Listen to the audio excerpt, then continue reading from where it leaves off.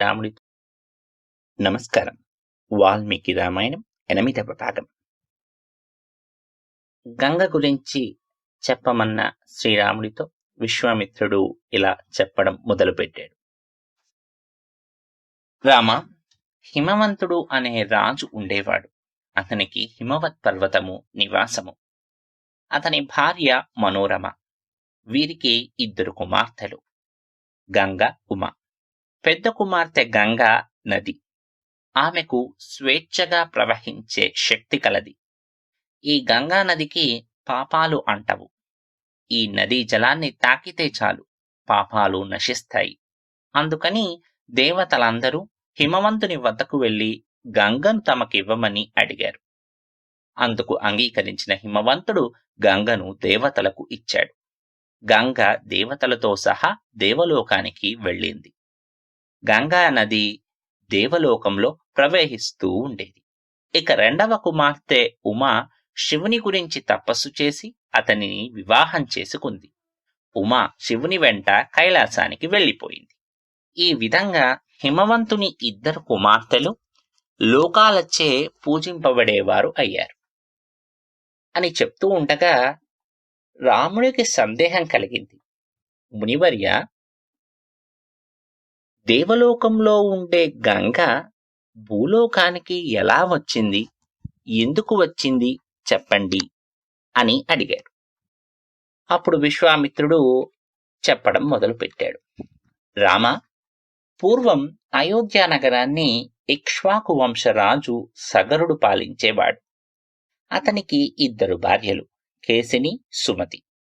పుత్ర సంతానం లేని ఆ రాజు తన భార్యలతో కలిసి భృగు ప్రశ్రవణము అనే పర్వతం మీద 100 సంవత్సరాలు తపస్సు చేశాడు. వారి తపస్సుకు మెచ్చిన భృగు మహర్షి ప్రత్యక్షమై ఒక భార్యకు 1 కుమారుడిని, 2వ భార్యకు 60,000 కుమారులను ప్రసాదించాడు. ఆ వర ప్రభావం చేత కేసిని 1 కుమారుణ్ణి ప్రసవించింది. సుమతి ఒక పెద్ద పిండాన్ని ప్రసవించింది. అది పగిలి 60,000 మంది కుమారులు జన్మించారు. కేసిని కుమారుడు అసమంజుడు.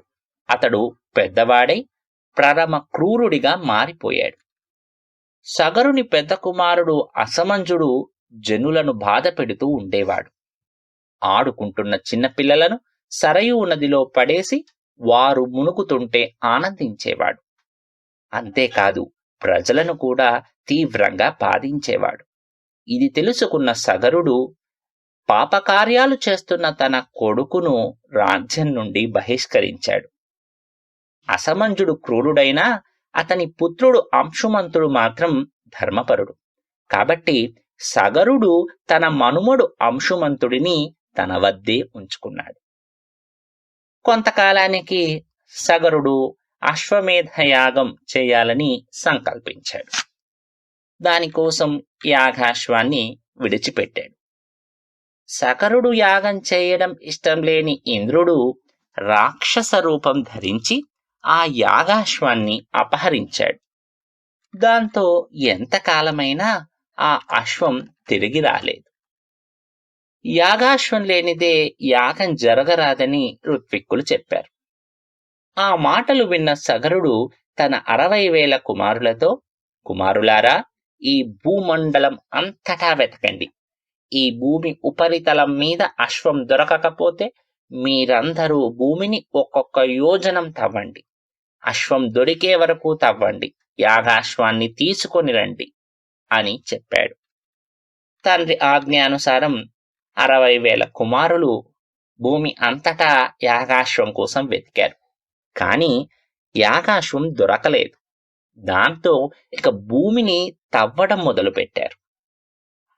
60,000 సగర కుమారులు ఒక్కొక్క యోజనం చొప్పున 60,000 యోజనాలను భూమిని తవ్వారు. అడ్డొచ్చిన జీవరాశులను చంపేశారు. భూమి అంతా పాతాళంగా మారింది.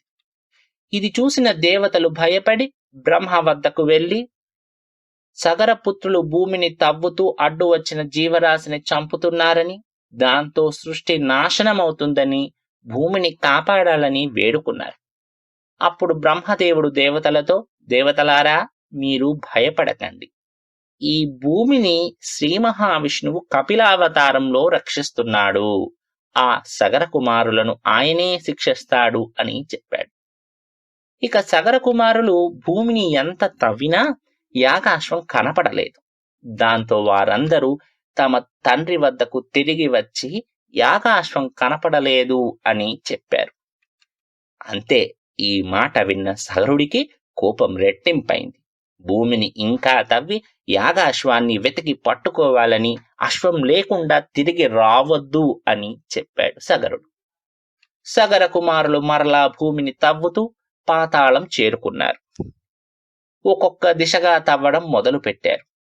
తూర్పు దిక్కున విరూపాక్షం, దక్షిణం వైపు మహాపద్మం, పశ్చిమంలో సౌమనసం, ఉత్తర దిశలో భద్రము అనే దిగ్గజాలు భూమిని 4 దిక్కులలో తమ శిరస్సులపై మోస్తూ కనిపించాయి. ఆ దిగ్గజాలకు ప్రదక్షిణం చేసి నమస్కరించి ఈశాన్య దిశగా తవ్వడం మొదలు పెట్టారు. అక్కడ వారికి గడ్డి మేస్తున్న యాగాశ్వం కనపడింది. ఆ యాగాశ్వానికి కొంత దూరంలో కపిల మహర్షి తపస్సు చేసుకుంటూ కనిపించాడు. యాగాశ్వాన్ని చూడగానే సగర కుమారుల శరీరాలు కోపంతో రగిలిపోయాయి. కపిలుడే యాగాశ్వాన్ని అపహరించాడు అనుకొని తమ ఆయుధాలతో కపిలుడి మీదకి దాడికి దిగారు. దాంతో కపిలుడు కళ్ళు తెరచి కోపంతో ఒక్కసారి హుంకరించాడు. అందులో నుండి పుట్టిన అగ్నిలో 60,000 సగర కుమారులు భస్మమయ్యారు. సగరుడు తన కుమారుల కోసం ఎదురు చూస్తూ ఎన్నాళ్లకు వారు రాకపోవడంతో తన మనుమడు అంశుమంతుడిని తన కుమారుల జాడ తెలుసుకుని రమ్మని, అలాగే యాగాశ్వాన్ని తీసుకుని రావాలి అని చెప్పాడు.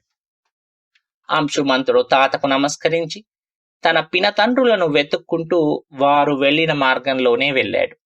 దారిలో అంశుమంతుడు భూమిని మోస్తున్న దిగ్గజాలను చూశాడు. ఆ దిగ్గజాలు చూపిన మార్గంలో వెళ్లి తన పినతండ్రులు భస్మం కావడం చూసి ఎంతో దుఃఖించాడు. అక్కడే యాగాశ్వాన్ని కూడా చూశాడు. తన పినతండ్రులకు జలతర్పణాలు ఇవ్వాలి అనుకున్నాడు అంశుమంతుడు.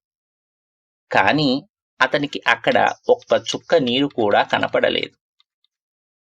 ఇంతలో అక్కడికి వచ్చిన గరుడు అంశుమంతునితో, కుమారా, నీవు నీ పినతండ్రుల మరణానికి చింతించవద్దు. వారు దుర్మార్గులు. వారందరూ కపిల మహర్షి కోపాగ్నిలో భస్మమయ్యారు. వీరికి సాధారణమైన జలంతో తర్పణం సరిపోదు. వీరి భస్మాలను గంగానదిలో తడిపినప్పుడే వీరికి స్వర్గప్రాప్తి కలుగుతుంది. కాని అంతకంటే ముందు నీవు యాగాశ్వాన్ని తీసుకెళ్లి మీ తాతగారు తలపెట్టిన యాగాన్ని పూర్తి చేయించు అని చెప్పాడు. అంశుమంతుడు దుఃఖాన్ని దిగమింగి యాగాశ్వాన్ని తీసుకుని సగరుని వద్దకు వెళ్లి జరిగిందంతా చెప్పాడు. కుమారుల మరణ వార్త విన్న సగరుడు ఎంతో చింతించాడు. కాసేపటికి తేరుకొని యాగాన్ని పూర్తి చేశాడు. దేవలోకంలో ఉన్న గంగను భూమి మీదకు ఎలా తీసుకురావాలో ఆలోచిస్తూ ఉండిపోయాడు సగరుడు. అతనికి ఉపాయం దొరకలేదు. 30,000 సంవత్సరాలు రాజ్యపాలన చేసిన సగరుడు గంగను భూమికి తీసుకురాలేకపోయాడు. కాలం తీరి సగరుడు మరణించాడు. సగర చక్రవర్తి తరువాత అంశుమంతుడు రాజ్యపాలన చేశాడు. కొంతకాలం తరువాత తన కుమారుడు దిలీపుడికి రాజ్యం అప్పగించి గంగ కోసం హిమాలయాలలో తపస్సు చేసి స్వర్గస్థుడయ్యాడు అంశుమంతుడు. ఆ తరువాత ఆకాశగంగను భూమి మీదికి తీసుకురావడం గురించి తపించాడు దిలీపుడు. తాను కూడా గంగను తీసుకురాలేకపోయాడు. ఆ మనోవ్యధతోనే మరణించాడు దిలీపుడు. దిలీపుని మరణానంతరం అతని కుమారుడు భగీరథుడు రాజ్యపాలన చేపట్టాడు. భగీరథుడు పరమధార్మికుడు. అతనికి సంతానం లేదు. ఒకవైపు సంతానం లేదనే బెంగ, మరొక వైపు సగరపుత్రులు అనేక తరాలుగా ఉత్తమ గతులు పొందకుండా ఉన్నారు అనే విచారం భగీరథుణ్ణి నిత్యం బాధిస్తూ ఉండేవి. ఈ సమస్యలను అధిగమించడం తీవ్రమైన తపస్సుతోనే సాధ్యం అని నిర్ణయించుకున్నాడు. ఇక తన రాజ్యభారాన్ని మంత్రులకు అప్పగించి తాను తపస్సు చేయడానికి బయలుదేరాడు. మిగిలిన కథను తరువాయి భాగంలో మనం తెలుసుకుందాం. జై శ్రీరామ్.